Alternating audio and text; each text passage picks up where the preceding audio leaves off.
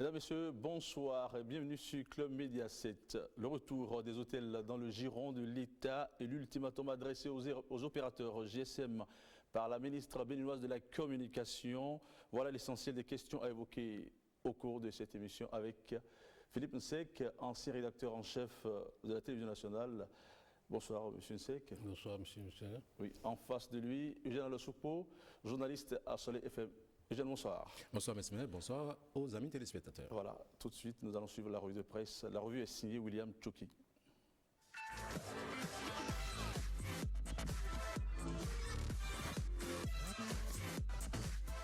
Le week-end passé, ils ont décidé de rompre le silence, informer l'opinion publique du calvaire qu'ils vivent et des problèmes qui minent le complexe Bénin Marina Hotel.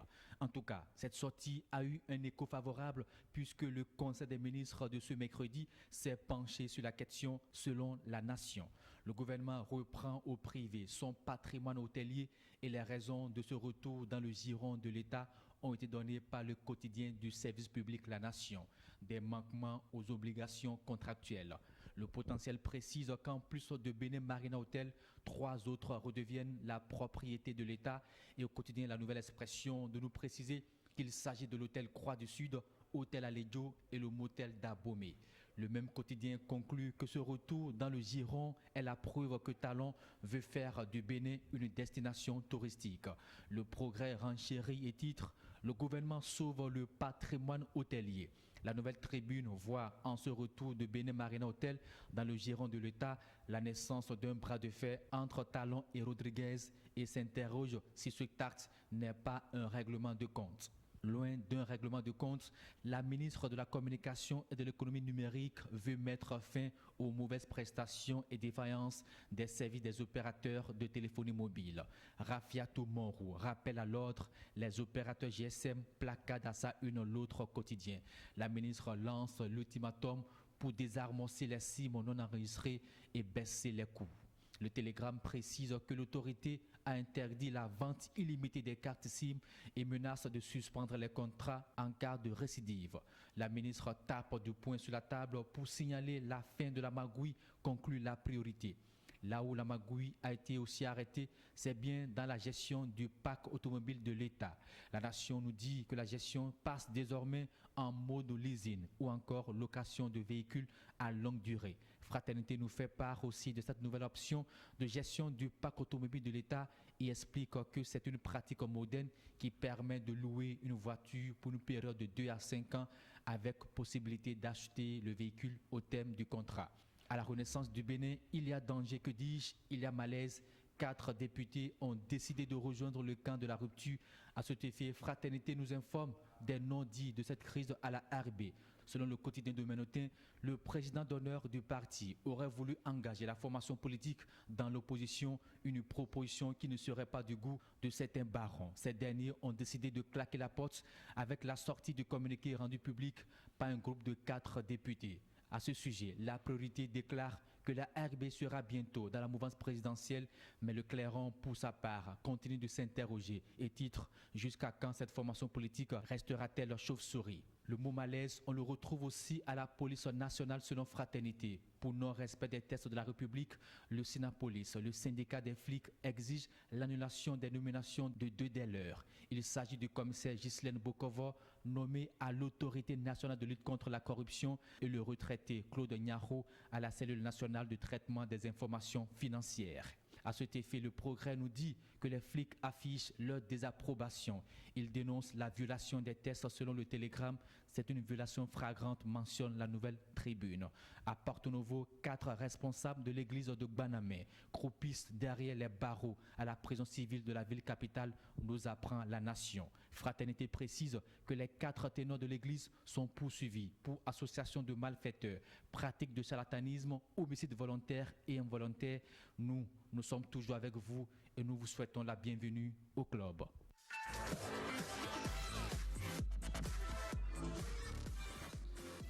Merci à vous, William Tchoki. Monsieur Nsek, Philippe Nsek, au dernier Conseil des ministres, le gouvernement a pris la décision de retourner dans son patrimoine certains hôtels comme Bénin Marina, Hôtel d'Abomey et bien d'autres hôtels. Qu'est-ce qui pourrait expliquer cette décision? Je crois que je pourrais tout simplement dire que c'est de la responsabilité de l'État, c'est-à-dire que c'est au gouvernement d'apprécier l'état de gestion des sociétés ou établissements et de décider s'il faut privatiser, s'il faut céder la gérance, et si peut-être au bout d'un contrat on se rend compte que le contrat n'a pas été bien respecté, eh bien c'est à l'État de prendre la responsabilité qu'il faut. Je pense que ce que nous on a à faire, c'est de rappeler simplement à ceux qui sont en place, parce que c'est pas. Il faut toujours rappeler que c'est un homme d'affaires qui est à la tête du pays. Ce n'est pas rien de le rappeler dans ce cas précis. Donc nous estimons que les prestations de ce genre en ce qui concerne la gestion d'un hôtel ne devraient pas être une affaire d'un pouvoir, d'un gouvernement en place. Mais malheureusement, on se rend compte qu'aujourd'hui, eh bien, on a confié un hôtel à un particulier ou des hôtels à des particuliers.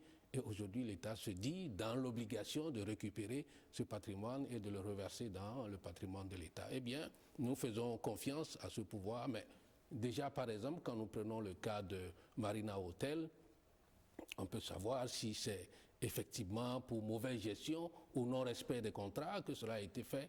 Eh bien, c'est avec le temps, on finira par le savoir, mais on fait confiance. On peut le dire parce que dans le contrat, il devait construire au moins 54 suites, 108 chambres. Est-ce qu'après la cession de cet hôtel, vous croyez que quelque chose a été fait? Je n'ai pas lu le contrat, donc par conséquent, vous savez... Tout au moins, il devrait avoir... Je vais vous dire, je vais vous dire une chose. C'est quand, par exemple, un policier vous en veut. Vous imaginez, il vous arrête avec votre véhicule, vous estimez que vous êtes à jour, et par contre, s'il vous en veut, s'il tient à vous arrêter, il vous trouvera des fautes. Et par conséquent, il décidera de vous arrêter. Et là, il n'y a que, c'est sa parole contre la vôtre. Donc, nous avons affaire à un gouvernement. J'estime que le gouvernement est un gouvernement responsable. Évidemment, tout ne peut pas être parfait.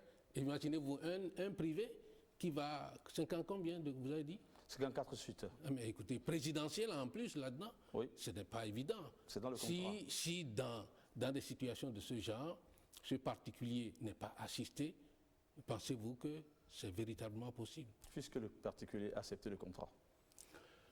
Écoutez, j'ai dit, c'est aussi de la prérogative ou de la responsabilité du gouvernement d'apprécier, de décider de maintenir ou de ne pas maintenir, de rompre ou de ne pas rompre. Eh bien, nous faisons confiance à ce gouvernement. Merci. Alors, ce que j'aime... Dans cette affaire, ce qui importe, c'est la finalité. Qu'est-ce qu'on veut faire de ces hôtels à thème? Il se fait qu'il y a un hôtel qui retient les attentions, c'est Marina Hotel, qui était cédé à un certain Martin Rodriguez, qui s'est déclaré opposant aux premières heures du régime du président Patrice Talon. Mais pour l'essentiel, le gouvernement a établi une ligne touristique qui lui est prioritaire.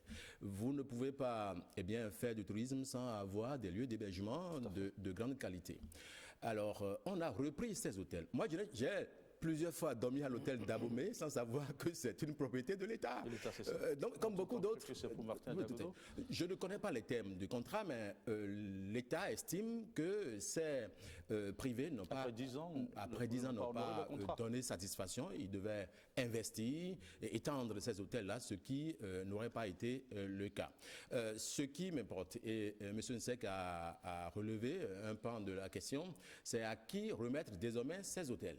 Et il faut que nous puissions avoir toute la garantie que les nouveaux privés qui vont prendre ces structures, ces réceptifs hôteliers en charge, ont la possibilité, l'ambition pour étendre, pour faire de ce patrimoine, de ces patrimoines de l'État, des structures fréquentables qui puissent rehausser l'image du pays au niveau des touristes. Certains disent que l'État n'est pas obligé de récupérer ce patrimoine. C'est bien ces hôtels dans son patrimoine. Certains estiment qu'on pourrait chercher d'autres repreneurs.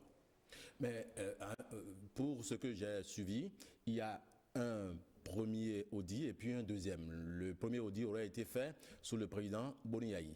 Et puis un deuxième pour faire le point. j'ai suivi le directeur de la communication, la présidente de la République, sur une chaîne ce matin, qui l'expliquait qu'après cette décision, il y aura un point qui sera fait. On va en faire maintenant un audit général et certainement céder ces réceptifs hôteliers à des particuliers qui s'y connaissent certainement et qui pourront, je suppose, développer cette structure-là. En parlant tout à l'heure, j'avais évoqué que c'est un homme d'affaires qui dirige le pays. C'est à destin, je l'ai dit. J'estime que nos opérateurs économiques, même s'ils ont des défaillances, il n'est pas question de leur récupérer ce qui pourrait leur permettre de promouvoir un certain nombre de choses. Ce qu'on tout au plus on peut faire, l'État, comme on a eu à le dire, ce n'est pas l'État de vendre de l'eau, ce n'est pas l'État de vendre l'électricité. L'État a une autre responsabilité, je pense, plus importante que d'accueillir des touristes, etc., etc. Il faut le confier à des particuliers. Moi, je suis un peu surpris de constater qu'on retourne ça dans le patrimoine de l'État et non nous dire que nous ferons en sorte que, eh bien, si cet opérateur économique est défaillant, on va rechercher d'autres. Philippe, vous savez que les privés ayant failli, on se dit que ce n'est pas la peine de continuer dans ce sens. Même l'État lui-même a des faiblesses à des endroits donnés. Allez, faites un tour. Il y a des situations dans lesquelles il y a des hôtels que l'État lui-même a gérés et ça a été la catastrophe. Le PLM Alodi a été géré par qui? Dites-le moi. Est-ce qu'un particulier a jamais géré le PLM Alodi? Mais le PLM est cité parmi les hôtels en question aujourd'hui. Mais évidemment, donc c'est ça le véritable problème. C'est-à-dire les défaillances, ce n'est pas quand on est particulier qu'on est défaillant. Mais vous l'avez tantôt dit. Moi, je suppose que l'État n'a pas retourné ces hôtels dans son compte pour les gérer lui-même. Bon, certainement qu'il aura des privés qui s'y connaissent, qui auront la responsabilité de démontrer qu'ils peuvent mieux faire que ceux-là qui sont dénoncés. J'encourage l'État à aller dans ce sens, le gouvernement à aller dans ce sens. Vous avez tantôt dit que le président a l'ambition d'assurer la destination Bénin, de promouvoir la destination Bénin. En cela, s'il est homme d'affaires et qu'il s'y connaît, il doit pouvoir récupérer ses biens dans le patrimoine de l'État.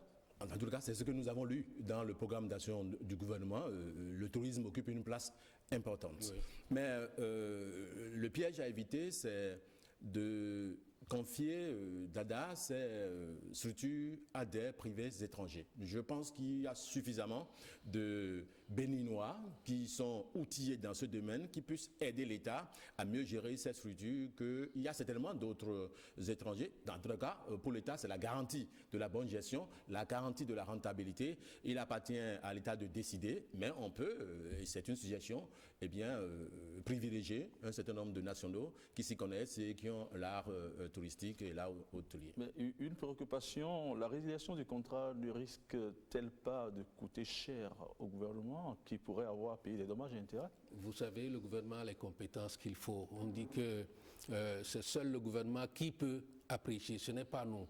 Et celui qui peut également nous donner notre son de cloche, c'est celui qui a certainement été acteur dans l'animation de ces hôtels privés-là. Par exemple, aujourd'hui, il y a pas mal d'informations que nous lisons sur le WhatsApp par rapport à cette histoire de Marina Hotel. Eh bien, on les prend à la pincette en attendant que l'acteur lui-même vienne nous dire qu'effectivement, lui, il n'y a pas eu mauvaise gestion. Au contraire, c'est peut-être l'État qui, à des moments donnés, n'a peut-être pas respecté une partie de ses engagements. Ça, c'est des choses-là qui sont forcément possibles. Et ça, il faut attendre pouvoir. Dans tous les cas, il y a une évidence. Lorsque vous allez dans ces réceptifs hôteliers, tout n'est pas rose. Vous n'avez pas la satisfaction d'accompagner un étranger là. Ce n'est pas beau. Et donc, on ne peut pas empêcher un gouvernement qui estime utile de retirer dans son patrimoine cette structure-là. Je le répète, l'essentiel, c'est qu'il y ait de la transparence autour et que, d'ici 2 à 3 ans, on puisse dire, le motel d'Abomey est devenu plus beau et plus accueillant. C'est l'essentiel. Deuxième sujet, stop mauvaise prestation et défaillance GSM, stop coût élevé et stop Simbox. C'est un peu en ces termes qu'on peut résumer la réaction du ministre de l'économie numérique et de la communication. Croyez-vous que avec sa nouvelle politique, en quoi est-ce qu'elle aurait raison de dire stop à toutes ces défaillances? Mais tout le monde sait que les GSM sont décriés. Nous ne maîtrisons rien de la tarification, nous ne maîtrisons rien de la couverture. Vous pouvez être à Cotonou, on vous appelle, vous pouvez être côte à côte, on vous appelle, ça ne marche pas. Et donc il y a un problème d'efficacité de ces réseaux-là. Mais dans un temps passé, vous avez compris que ces réseaux ont été suffisamment puissants auprès de personnes. C'est une affaire de milliards. Et pour une première fois que le gouvernement du Bénin a pris sur lui la décision d'être ferme, il faut l'en féliciter. La ministre de la Communication ne peut pas à elle seule prendre cette responsabilité. J'estime qu'elle a la couverture de l'ensemble du gouvernement. Il faut maintenant, excusez-moi l'expression, discipliner les GSM. Parce qu'on a bien tendance à croire, à tort ou à raison, que le consommateur final est grugé, sans que le service soit efficace. Il n'y a pas de dynamique d'évolution. Un réseau doit bien couvrir l'ensemble du territoire. Parce que lorsque j'achète une 4 SIM, à mon avis, je dois avoir la possibilité de communiquer, à Abomey également, mais ce n'est pas toujours le cas. Entre Cotonou et Porte-Novo, vous perdez parfois le réseau. Et donc, la fermeté du gouvernement doit être saluée pour une première fois. Mais une chose est d'être ferme, mais une chose est d'être ferme jusqu'au bout. Donc, il y a une échéance d'une semaine qui a été donnée pour qu'un certain nombre de réseaux se mettent à jour. J'espère que c'est fait et qu'il y a une commission qui a été mise sur pied pour évaluer un certain nombre de valeurs. Il faut soulager en définitive le consommateur final qui, à tort ou à raison, a l'impression que ces réseaux sont devenus des prédateurs. Non, disons que ce serait salutaire que les consommateurs voient qu'ils peuvent bénéficier d'une meilleure prestation et à moindre coût. Ça, là, c'est le souci des uns et des autres. Aujourd'hui, le gouvernement a mis en place une nouvelle équipe en ce qui concerne l'ARCEP, donc l'institution chargée de réguler le domaine, et qui, j'espère, vont faire en sorte qu'ils disposent des moyens techniques, parce que dans cette affaire de GSM, c'est que personne ne peut contrôler ces réseaux-là. Personne. Et apparemment, on a l'impression que même le gouvernement n'a pas les moyens. Au contraire, le gouvernement, disons, les GSM sont devenus vaches à lait pour le gouvernement. Et c'est là on tire le maximum, n'est-ce pas, de ressources dont on a besoin. Alors, si le gouvernement, lui, il est dans le besoin et il sait qu'en faisant recours au GSM, il peut combler le vide dont il a besoin, eh bien, ça donne aussi une possibilité à ces gens-là de continuer à nous gruger. Et si on peut faire en sorte qu'on ne puisse pas continuer de nous gruger, pourquoi pas? Alors, l'ultimatum du ministre prend fin autour du 13 février, je crois. En principe, donc, cette semaine, on doit avoir constaté une amélioration dans les prestations. Normalement. Ouais. Et ces réseaux ont intérêt à respecter l'ultimatum du ministre. Est-ce que les coûts ont déjà baissé? Est-ce que déjà on commence à sentir? Comment on peut vérifier tout ça? Et c'est le problème. Lorsque vous appelez, vous savez combien ça coûte. Et c'est le grand problème que nous avons ici. Il n'y a pas un contrôle efficace de la tarification. Vous pouvez acheter un crédit de 500 francs, vous appelez 3 à 4 fois et c'est fini. Vous faites une activation forfait Internet, eh bien, 2 à 3 fois et puis c'est fini, alors que ça devait durer une semaine. Il n'y a pas de contrôle. Mais l'État aussi est défaillant, en ce sens que l'État n'a pas mis en place les structures de contrôle de ces réseaux. Ces réseaux étaient devenus trop forts. Vous savez, à un moment donné, le gouvernement de fin a écrit une note pour demander 10 milliards à ces réseaux pour faire de l'eau aux populations. Je crois que ces réseaux aussi ont comme charge un certain nombre de taxes qui le pèsent dessus et qui... Justement, les taxes ont été revues, la taxation est revue de 23 à 10%. Et il faudrait que les populations en bénéficient. Raison donc pour laquelle il faudrait revoir les coûts. Mais la question est de savoir, en révisant les coûts, est-ce que ces réseaux n'ont pas trouvé d'autres formes d'arnaque pour gruger la population? Et l'aspect contrôle est obligatoire. Ce sont des moyens techniques, ce sont des moyens informatiques. Programmés pour gruger 1 franc sur chaque consommateur par jour, c'est rien du tout, mais au bout du compte, c'est beaucoup de millions qu'on nous prend. Beaucoup de milliards. Beaucoup de milliards. Donc, il faut que l'État soit regardant sur ces structures de contrôle qui doivent gérer eh bien, le fonctionnement, ou du moins le contrôle efficace. Ce n'est pas seulement contrôler, mais contrôler de façon efficace pour que le consommateur final s'en ressente soulagé. Oui, Philippe, en termes de prestations de qualité, que sommes-nous en droit d'attendre en fait? Ben, c'est simple. Si par exemple je vous rappelle que on ne me passe pas une musique qui je n'ai pas demandé à écouter une musique, moi, mais on m'impose la musique. Et puis après, c'est après que je me rends compte que ton téléphone sonne maintenant, et puis quelques instants après, plus rien. Est-ce que tout ça là c'est facturé? Tout ça là c'est facturé, c'est-à-dire qu'il faut que nous ayons, en dehors aujourd'hui du fait que ce bras armé qui est l'ARCEP, qui est en train d'être mis en place, fonctionne, il faut qu'on fasse en sorte qu'il y ait une association des consommateurs pour que nous puissions savoir les paramètres par lesquels nous pouvons contrôler la qualité des prestations que ces institutions, que ces organes-là nous offrent. Sinon, comment allons-nous le faire? Troisième sujet, gestion des parcs automobiles de l'État. Nous tendons vers le leasing. Quel en est l'intérêt du leasing? L'État veut faire d'économie et c'est la finalité de la décision. Et c'est une décision qui appartient à l'État. Vous savez qu'il y a beaucoup de mal-donne dans ce secteur-là. Il y a eu suffisamment de véhicules. On change les moteurs dans les véhicules. Il y a pas mal de business autour de ça. C'est l'État certainement qui a évalué les différentes options et certainement que cette option est la plus avantageuse pour l'État. Donc, je m'en tiens à la décision du gouvernement. Qu'est-ce que l'État perd dans le système actuel et qu'est-ce qu'il gagne dans le leasing? Oui, moi, au lieu d'aller sur ce terrain, c'est peut-être une possibilité, il y a forcément d'autres possibilités. Parce qu'au fait, c'est quoi? C'est les véhicules pour permettre aux responsables au plus haut niveau de pouvoir bouger, d'être mobiles, n'est-ce pas? Mais pourquoi ne pas le leur céder? Pourquoi est-ce qu'on ne cède pas, par exemple, ces véhicules-là à ces gens, du ministre jusqu'à je ne sais pas qui, en dehors peut-être d'un petit parc pour le ministère et la présidence?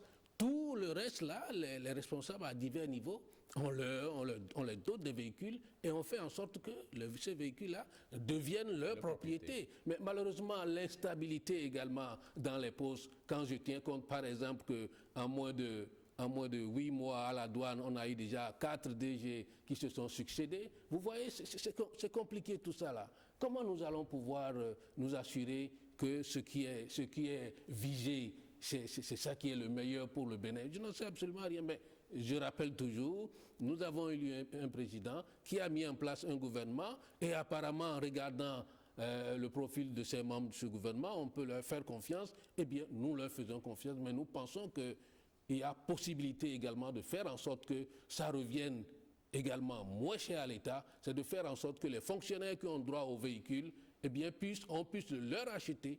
Si c'est des véhicules neufs, on leur donne les véhicules neufs et on met en place un mini-pool de véhicules. Et non, parce que finalement, on a l'impression qu'à l'allure où vont les choses, l'État, nous finirons par privatiser le Bénin à l'allure où vont les choses. Regardez très bien, on finira par privatiser le Bénin sans le savoir. À l'allure là, vous pensez que c'est la meilleure solution? De toute façon, moi, je fais confiance à l'équipe qui est là et j'estime que c'est la meilleure solution selon leur analyse des faits. Cette option a peut-être un avantage, et c'est une analyse personnelle, l'avantage d'activer un certain nombre d'initiatives privées autour, puisque ce sont des Béninois, des privés, pourquoi pas des étrangers qui vont acheter des véhicules à mettre à la disposition de l'État. C'est peut-être une opportunité pour ceux-là qui sont dans le domaine. Vous savez, il y a beaucoup de maisons automobiles ici et qui appartiennent même à des Béninois, qui s'efforcent depuis des années à étendre leur business. Et donc, mais il faut que l'État puisse nouer des contrats qui les avantagent. Ce n'est pas utiliser les véhicules privés seulement qui règle l'affaire. Il faut que le business soit florissant, aussi bien pour l'État que pour ces particuliers-là. Parce que l'expérience a même montré, quand vous prenez les véhicules que nous prenons en location pour aller à des missions, si vous tombez en panne, si vous tombez en panne avec ce véhicule en chemin, eh bien, pour vous faire remplacer ce véhicule, vous risquez de passer 24 heures sans pouvoir aller atteindre votre objectif. Tout à fait. Donc, je ne pense pas que ce soit une panacée, mais je dis encore, on fait confiance. Oui, autre sujet, crise à la Renaissance du Bénin. Plusieurs organes de presse évoquent une crise à la Renaissance du Bénin. Mais qu'est-ce qui justifierait une crise à la RB? Non, la dernière crise, si on peut l'appeler ainsi, est née du départ, du moins de la position de 4 députés. Je n'ai pas dit départ, de la position de 4 députés d'être directement aux côtés du régime de la rupture. Cela sans l'aval direct des responsables du parti, notamment de son président, le maire de Cotonou, Léadi Soglo. Mais cela était imprévisible à partir du moment où, depuis la présidentielle, il n'y a pas une réunion statutaire qui refisse la position du parti. Il y a 7 députés au sein de la Renaissance Bénin, 400 partis, c'est important pour ce parti-là. Et normalement, ça devait appeler à une urgence dans une assemblée générale, ou etc., etc. Mais il y a des divergences. Une réunion de crise. Une réunion de crise. Certainement que ça se fait de la manière la plus secrète possible, parce que, il y a le leader charismatique du parti, le président d'honneur Youssoupha Soglo, qui continue d'avoir un certain nombre d'amitiés à l'intérieur du parti. Il y a la présidente d'honneur aussi. Et il est évident qu'il y a un certain nombre de contestations autour du président de ce parti-là. Il a fait à un moment donné une autre option en matière de choix de candidats. D'autres ont fait également d'autres choix. Pas fini aujourd'hui. On a vu un peu, il y a comme une guéguerre entre les intérêts du parti et les intérêts de son président. Son président est maire de Cotonou. Vous vous rappelez cette guéguerre entre la préfecture du littoral. Il comme l'opposant. Mais un certain nombre de déclarations, on peut lire à travers un certain nombre de déclarations, même si ce ne sont pas des positions officielles. Dans tous les cas, la RBA a intérêt à survivre à cette crise-là, la dernière, parce que les 4 députés sont partis certainement dans la perspective de se retracer un nouvel avenir politique. Oui, parce que les législatives ne sont pas loin, la RBA partage le même terrain pratiquement que un certain nombre de partis affiliés au parti actuel, et c'est un parti de l'espace fond, excusez-moi, et à Aboumé, les résultats de la dernière présidentielle ont montré que le candidat Talon a une avancée, et donc si le président de ce parti ne fait pas diligence pour rapprocher un certain nombre de positions des positions du gouvernement, il aura grabuge, et lorsque vous avez 7 députés et que 4 partent pour une position, ce n'est pas toujours bon pour la santé politique du parti. Oui, vous savez, nous sommes dans une phase de repositionnement. Je pense que c'est cela. Et il ne faut pas oublier que le pouvoir tient à ses réformes à la fois institutionnelles et politiques. Alors, tous ces éléments, le pouvoir a besoin de pas mal de communes, de pas mal de responsables politiques pour l'accompagner, n'est-ce pas, dans cette ambition-là, à la fois de retoucher et à la Constitution et de revoir à peu près le système partisan. Je pense que la manière dont fonctionnent nos partis politiques, à chaque, disons, à quelques jours de chaque événement d'un enjeu électoral tel que les législatives, nous allons assister à la situation de ce genre. C'est pour cela que moi je pense que ce qui arrive à la RB ne va pas s'arrêter forcément à la RB, parce que vous voyez, à peu près au niveau déjà des FCBE, les repositionnements se font. Ce n'est pas anodin maintenant que des députés se décident de se rallier au pouvoir. Mais apparemment, c'est vrai, et au niveau de la RB, il y a des lectures à faire. Le président d'honneur qui est Youssoupha Soglo a sa position, Maman a sa position, Léadi, président de la RB, a sa position, les députés d'autres. Bon, alors finalement, vous voyez, non, c'est déjà beaucoup cette histoire-là. Mais tant que nous n'allons pas régler, et c'est dans ce sens-là, j'espère que le gouvernement a décidé d'aller, il faut revoir le système partisan, il faut réformer nos institutions et revoir politiquement quelle orientation et quelle stabilité permettre, parce qu'aujourd'hui, ce n'est pas facile. Élire un député, ce n'est pas rien. Ce n'est pas rien. Pour arriver à avoir un député, il faut aller demander combien de partis ont tenté et n'ont pas pu avoir ne serait-ce qu'un seul conseiller communal. Alors, un journal de la place estime que le président Soglo est en voie de s'inscrire dans l'opposition. Qu'est-ce qui pourrait justifier cela? Je ne peux pas répondre à la question de manière très efficace. Je ne connais pas les motifs de sa position supposée. Mais ça surprendrait parce que il a fait des combats directs ici contre le candidat de Boni Yayi. Il a lutté contre la France-Afrique, comme il a l'habitude de le dire. Il peut avoir quelques sujets de mécontentement entre ceux qui gèrent le pays aujourd'hui et d'autres. Il est intervenu, vous avez vu, à un moment donné, dans la crise avec Sébastien Yavon, il a reçu. Il est à une position aujourd'hui stratégique, pas pour prendre des options politiques sèches, mais réconcilier des positions. Il a fait l'essentiel de sa vie politique, il a donné l'essentiel qu'il faut, quitte à, aux dernières heures, se mettre dans une position. Je crois que ce n'est pas profitable pour son image et l'importance qu'il pouvait avoir au sein de la République. La priorité par contre, estime que la RB va déjà vers la mouvance présidentielle. Bon, écoutez, moi je pense que c'est trop tôt de dire que Nicéphore Soglo, c'est un coup de gueule en fait qu'il a eu.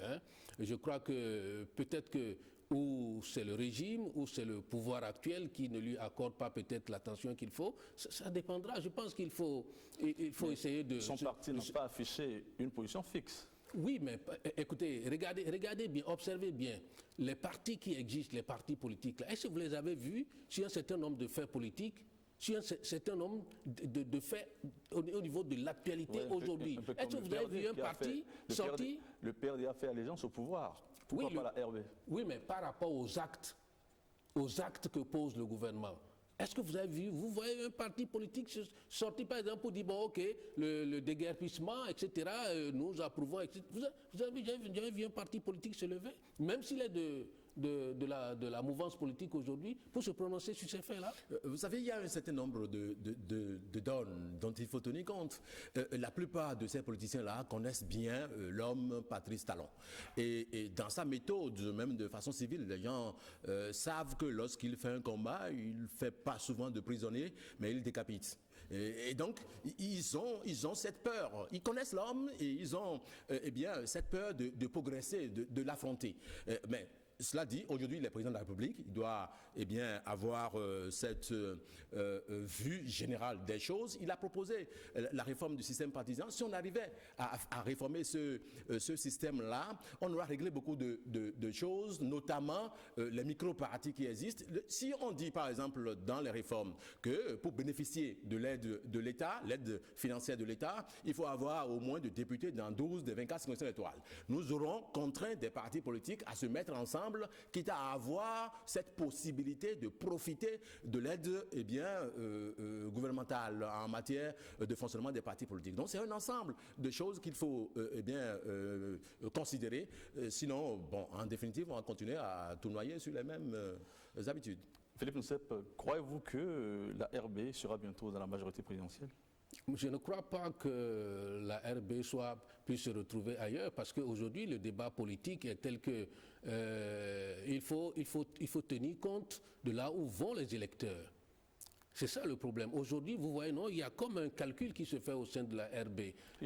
Justement, jusqu'à quand la RB va avoir deux positions? Oui, mais la position n'est jamais fixe, n'est jamais claire, depuis quelque temps. Jusqu'au moment où les gens sauront clairement où va le président de la République lui-même.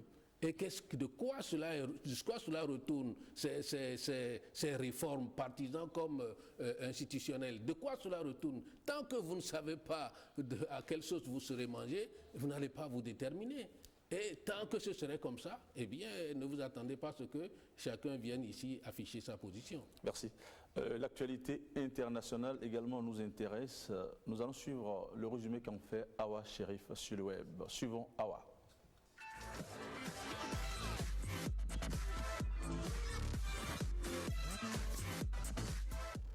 Les amis du Club Mediaset, bonjour. La revue du web est encore au rendez-vous cette semaine. D'abord, en République démocratique du Congo, pas d'avancée concrète sur le dialogue ni sur les négociations de l'accord de la Saint-Sylvestre, nous annonce le site RFI Afrique.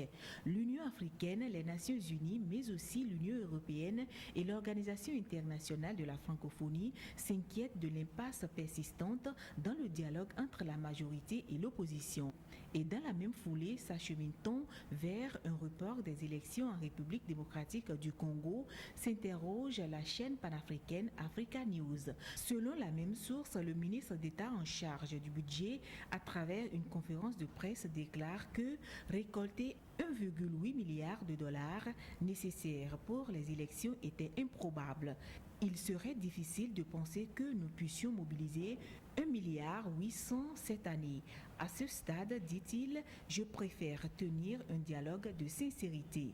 Pendant ce temps, Emmanuel Macron, candidat à la présidentielle française, tente de séduire l'électorat d'Algérie. Pour l'ancien ministre de l'économie, son déplacement en Algérie est une étape clé dans sa campagne électorale. À cette occasion, les sujets libyens et maliens au cœur de la sécurité régionale se sont invités au débat. Toujours dans le cadre de la présidentielle en France, François Fillon opte pour le passage en force selon le quotidien français Le Monde. Le candidat envisage à se présenter même s'il est en examen et met en doute la bonne foi du parquet français.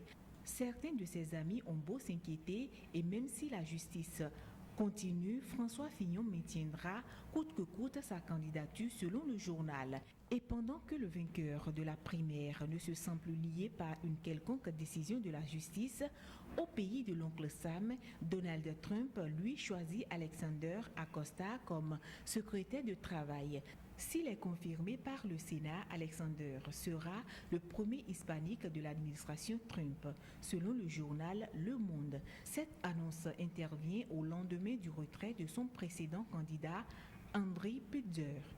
Le patron de la chaîne de restauration s'est retiré face à la quasi-certitude qu'il n'obtiendrait pas la confirmation du Sénat. Et par contre, nous avons la confirmation de la présence de Mesme Adisso et ses invités sur le plateau.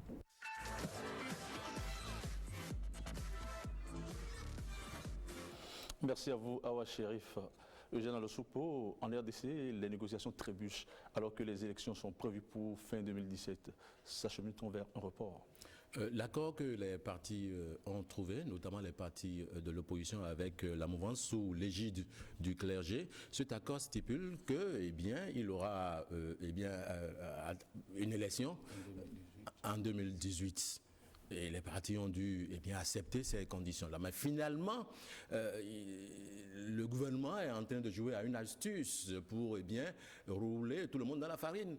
Parce que lorsque vous dites que vous n'avez pas les moyens pour organiser les élections, alors que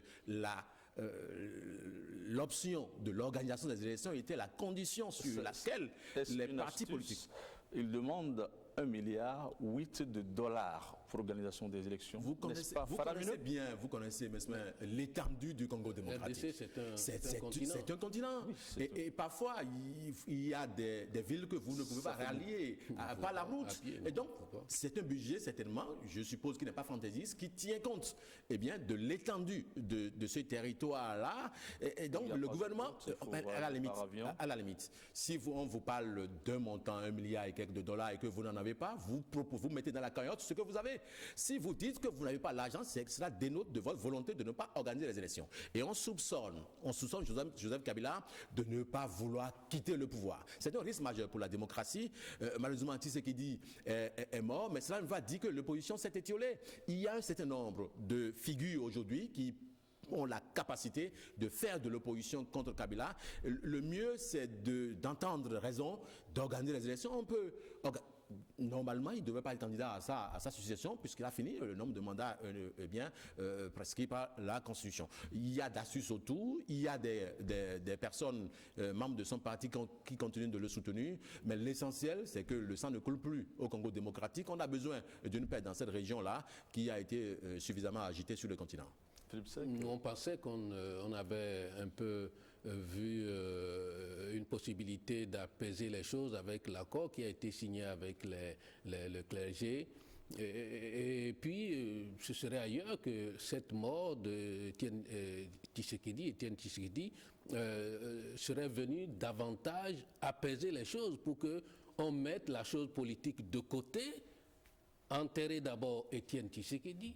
Mais malheureusement, on n'a même pas encore enterré cet éminent opposant politique. que déjà le gouvernement même annonce qu'il sera improbable d'organiser les élections en 2018. Donc ça veut dire que vraiment, apparemment, on dirait qu'on veut repartir à zéro.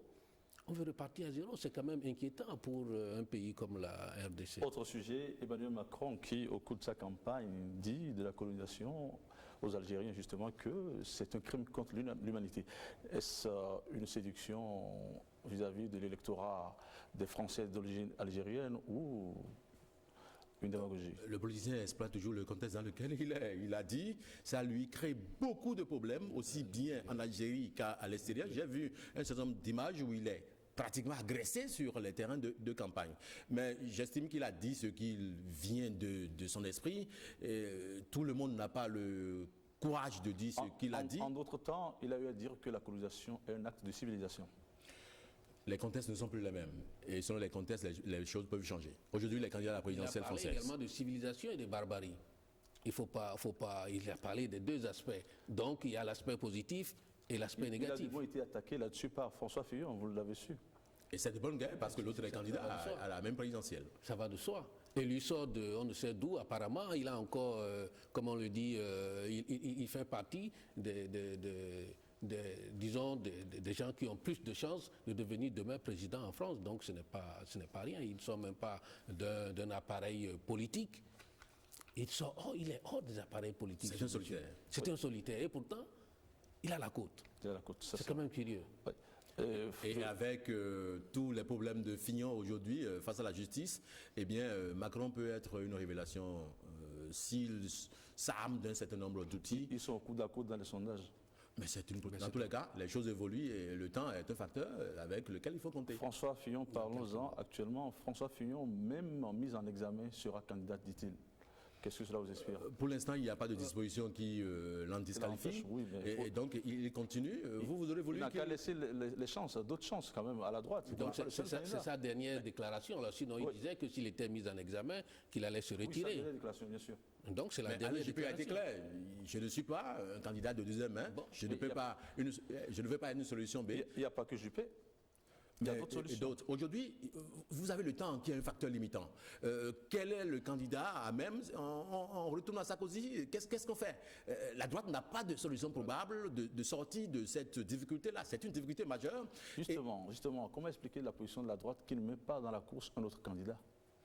Parce que pour l'instant, eh bien, l'intéressé n'est pas disqualifié. Oui, parce qu'ils n'ont pas prévu ce schéma-là. C'est pas comme ici. Je me rappelle à un moment donné, on a dit les présidentielles en 2011 ce serait temps, en 2016 ce serait Tatampion, et puis en 2021, ça c'est en Afrique qu'on voit ça là. Mais malgré la capacité d'organisation de ces Européens, ils n'ont pas prévu que Fillon aurait pu se retrouver dans une situation comme celle-là. Et personne ne veut croire, et lui-même Fillon ne veut absolument pas croire. Au contraire, il s'en prend à la justice par rapport à cela. Et la situation oblige les socialistes à parler d'union. Mélenchon et les autres envisagent un rapprochement, une unicité d'action, quitte à affronter la présidentielle. C'est une possibilité, mais l'adversaire principal s'appelle Emmanuel Macron. Oui, Trump, aux États-Unis, il tient mordicus face à ces problèmes. Il n'entend parler au tribunal, il évoque un nouveau décret. Est-ce un acharnement contre les musulmans ou contre les étrangers? Vous savez, Trump, tout ce qui se passe aujourd'hui n'est pas surprenant à partir de ce discours de campagne, sa façon de faire. Il a bien énuméré 7 pays dont les ressortissants ne peuvent plus venir sur son territoire. Finalement, ça a été discuté et cassé. Tout ce qui se passe aujourd'hui aux États-Unis, c'est dans le format de l'homme. Donald Trump, on n'y peut rien, il est là pour un moment, il va continuer à sortir des singularités de son régime, d'autres, mais le risque c'est que dans son propre camp, cela se disperse un peu parce que vous avez vu un certain nombre de personnes donnent de la voix déjà, les États-Unis pourraient avoir leur image un peu écorchée à l'international. Merci Philippe Nsek. Non, espérons que Donald Trump ne va pas remettre en cause tout ce système-là qui est mis en place après des décennies et des décennies, n'est-ce pas, de démocratie. J'espère qu'il saura jusqu'où ne pas aller plus loin. Merci à vous, Philippe Nsek, journaliste, ancien rédacteur en chef de la télévision nationale. Merci à vous, Eugène Alosopo, journaliste au côté à Soleil FM. Merci à vous et nous allons vous retrouver dans quelques jours. Je reçois à présent Jocelyne Aladaï Dayon avec le médiateur.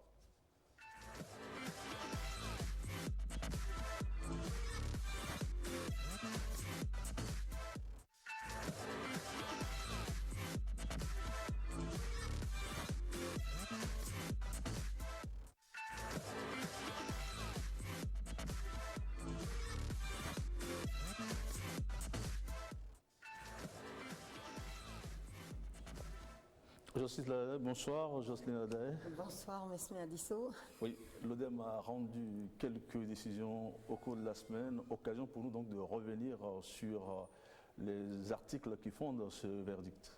Tout à fait. L'ODEM, qui est l'instance d'autorégulation des médias, a rendu 2 décisions, notamment les décisions numéro 97/12/14, ODEM 7, et une autre décision numéro 98/12/14, où on indexait, on condamnait un directeur de publication et 2 journalistes, notamment un de la presse écrite et de la presse audiovisuelle.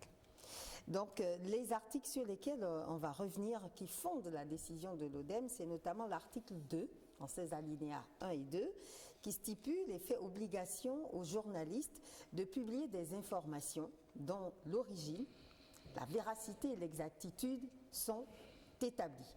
Nous l'avons toujours répété sur ce plateau, en cas de doute, il faut s'abstenir de publier et sinon émettre des réserves dans les formes professionnelles. Et les journalistes qui ont eu une formation le savent. L'article 6 va faire obligation aux professionnels des médias de s'interdire notamment le plagiat, la diffamation, l'injure et puis les accusations sans fondement. L'article 11 a été également utilisé dans cette décision et interdit les titres sensationnels qui n'ont aucune mesure avec le contenu des publications. Mais il faut dire à ce niveau-là, je tente le commentaire pour dire que le journaliste peut ne pas refuser le sensationnel. Il peut utiliser le genre sensationnel, mais les informations sensationnelles doivent être vérifiées et exactes, si c'est le cas. Alors, il y a également deux autres articles. Article 17 sur la confraternité, l'article 19 qui va faire obligation aux journalistes de faire des recherches, de renforcer ses capacités, bien évidemment, mais les sujets qu'il aborde, il va faire de constantes recherches, mais il doit citer ses sources. Et puis, l'article 20, bien évidemment, va être en quelque sorte, on va le retrouver aux 2 niveaux des 2 décisions, numéro 97 et 98, et il va être comme un verdict, pour un préambule de verdict, pour dire, je cite, « Tout manquement aux dispositions du Code de déontologie expose son auteur à des sanctions disciplinaires qui pourraient lui être infligées par les instances d'autorégulation et les associations professionnelles. » Fin de citation. Je crois que tous ces articles-là fondent la décision de l'ODEM. Alors, Jocelyne Aladaï Dayon, il y a 2 articles importantissimes qu'il convient de disséquer. Les articles 6 et 17. Avez-vous? Oui, importantissime, effectivement. C'est de haute importance. On va revenir sur l'article 6. Parce que l'article 6, il convient de revenir dessus pour peut-être décortiquer certaines définitions contenues dans l'article 6, notamment le plagiat. On va expliquer la définition du plagiat comme quelque chose qui est emprunté ou copié à une œuvre d'autrui. Ce n'est pas spécifique au domaine journalistique, d'autres domaines l'utilisent abondamment, notamment les arts et la littérature, mais quand on est dans la recherche journalistique et on fait des recherches, on doit pousser plus loin, on peut utiliser tout, une part ou partie de la création d'autrui, mais on a l'obligation de citer la source, de mettre la référence pour crédibiliser l'information. C'est ce que nous faisons actuellement. Moi, je me suis appuyée sur le Code de déontologie, je me suis appuyée sur les décisions 97 et 98 de l'ODEM, pour cette année 2017, et j'ai également fait référence à un ouvrage sur lequel je vais revenir tout à l'heure. Alors, donc, vous avez ces articles-là, et l'article de 17, qui est l'article de confraternité. Un journaliste doit être confraternel avec ses confrères, ses consoeurs, ses collègues. Il doit éviter de les heurter, de porter atteinte à leur dignité, à leur savoir-faire, à leur connaissance, et puis aussi éviter de prendre leur place pour des rémunérations beaucoup plus faibles. Il doit éviter cela parce que cela n'est pas confraternel. Il doit éviter de pétanquer ses collègues. Exactement. Comme la pétanque, il doit éviter tant faire se peut que tant faire autant faire que se peut. Il doit le faire. Il doit essayer d'être dans la confraternité. Ceci étant, les décisions de l'ODEM sont-elles susceptibles de recours? Bien évidemment. Et il y a un article, l'article 20, qui est déterminant et qui stipule bien clairement ceci, et ça n'appelle aucun commentaire. Je vais citer: le journaliste accepte la juridiction de ses pairs ainsi que les décisions issues des délibérations des instances d'autorégulation et les associations professionnelles. Fin de citation. Cela veut tout dire. C'est un pacte qui est passé entre l'autorégulation et les professionnels, et il n'y a pas de quoi se plaindre. Ceci, un mot juste en guise de conseil pour terminer. Conseil, c'est vraiment la formation continue, continuer de lire, de relire et de bien comprendre ce que c'est que l'autorégulation, ce que c'est que les infractions dans la presse. Et là, c'est un ouvrage, l'éthique et la déontologie à l'épreuve des infractions de presse. Savoir pour prévenir. Et c'est coédité par l'ODEM et l'Union des professionnels des médias, édité en 2009, bien évidemment. Donc ça fait quelques années. Allez-y, cherchez, lisez et vous comprendrez pour éviter les erreurs aux règles déontologiques. Jocelyne Aladaé, journaliste de Son État, journaliste devant l'Éternel, merci d'être venu sur ce plateau, partager avec nous des éléments liés à la déontologie. Merci et rendez-vous la semaine prochaine. Merci bien. Chers amis téléspectateurs, ce sera tout pour cette émission. Rendez-vous dimanche prochain à partir de 18h. Entre-temps, vous pouvez en suivre la rediffusion à partir de demain à partir de 23h30. Portez-vous bien. Bye bye.